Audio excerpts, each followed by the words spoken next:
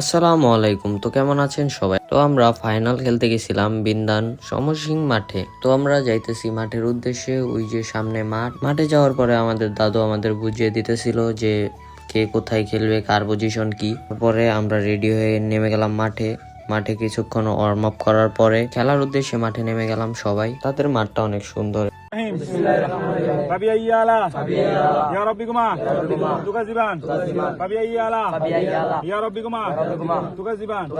ইনশাল্লাহ ভালো খেলে সুস্থ শরীরে জয় নিয়ে মাঠ ছাড়বো। হে আল্লাহ, আপনি আমাদের শক্তি দান করুন। আমিন আমিন আমিন আমিন। তারপর আমরা দোয়া পরে মাঠের উদ্দেশ্যে নেমে গেলাম। এখন তোমরা খেলাটা এনজয় করো।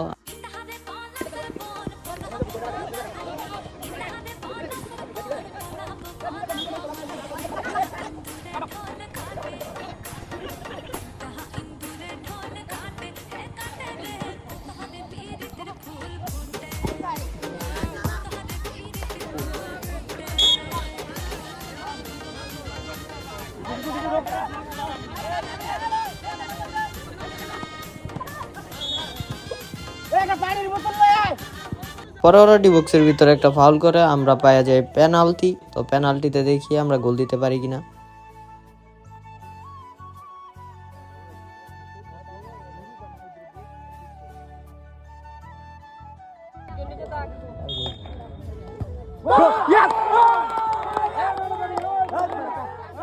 তো পেনাল্টিতে গোল দেওয়ার পরে আমরা হয়ে যাই 1, ওরা হয়ে যায় 0। অনেক সুন্দর খেলা হইতেছিল। এর মাঝখানে দুর্ভাগ্যবশত আমরা একটা গোল খাওয়া যাই। ফিউচার ভাইবস 1 আর বিন্দান সমসিং 1 হয়ে যায়। খেলা একবারে সরাসরি জায়গা টাইব্রেকারে। তো দেখো টাইব্রেকারে কারা জিতে। তো প্রথম টাইব্রেকার মারতে চলেছে সমসিং।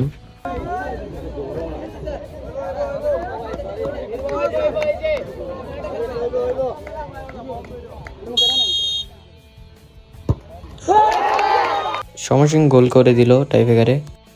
এখন ফিউচার ভাইবসের থেকে যাবে নাহিদ।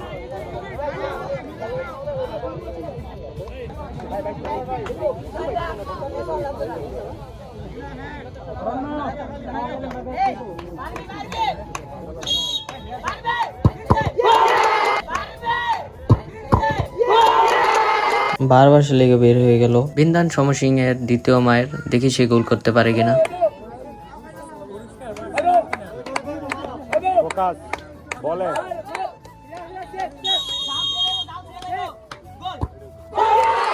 সমসিং সেকেন্ড মাইর, সেকেন্ডটাও গোল হয়ে যায়। ফিউচার ভাইব সেকেন্ড শট, দেখেন কি হয়।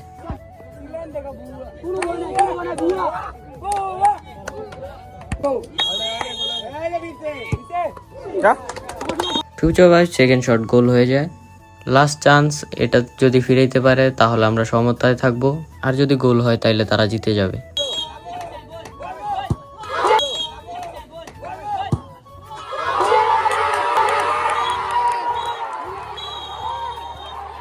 ব্যাড লাক, আমরা হেরে যাই। সবাই অনেক ভালো খেলছো, সবাই দোয়া করবেন এবং কি আইডিটাকে ফলো করে দিবেন। ব্লগটা কেমন হয়েছে এটা কমেন্টে বলে যাও, কারণ আমি আগে কোনোদিন ব্লগ বানাই নাই। তো দেখা হবে অন্যদিন আরেক মাঠে।